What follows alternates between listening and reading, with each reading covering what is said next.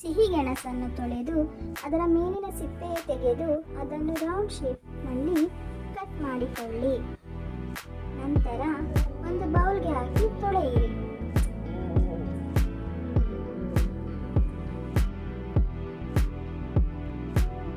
ನಂತರ ಒಂದು ಪಾತ್ರೆಗೆ ನೀರನ್ನು ಹಾಕಿ ಕುದಿಯಲು ಇಡಿ.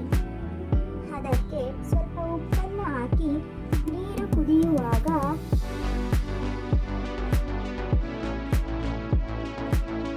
ಕಟ್ ಮಾಡಿದ ಗೆಣಸನ್ನು ಹಾಕಿ 5 ನಿಮಿಷಗಳ ಕಾಲ ಬೇಯಿಸಿಕೊಳ್ಳಿ. ನಂತರ ಅದನ್ನು ಸೋಸಿಕೊಳ್ಳಿ. ಒಂದು ಬಾಣಲೆಯಲ್ಲಿ ಎಣ್ಣೆಯನ್ನು ಕಾಯಬೇಕು. ಎಣ್ಣೆ ಕಾದ ನಂತರ ಸೋಸಿದ ಗೆಣಸನ್ನು ಹಾಕಿ ಗೆಣಸು ಗೋಲ್ಡನ್ ಬ್ರೌನ್ ಬರುವವರೆಗೂ ಕರಿಯಿರಿ. ನಂತರ ಒಂದು ಬೌಲ್ಗೆ ತೆಗೆದು ಅದಕ್ಕೆ ಸ್ವಲ್ಪ ಉಪ್ಪು, ಸ್ವಲ್ಪ ಚಿಲ್ಲಿ ಪೌಡರ್, ಅರಿಶಿನ ಹಾಕಿ ಮಿಕ್ಸ್ ಮಾಡಿಕೊಳ್ಳಿ. ಈಗ ಕ್ರಿಸ್ಪಿಯಾದ ಸಿಹಿ ಗೆಣಸಿನ ಚಿಪ್ಸ್ ರೆಡಿ.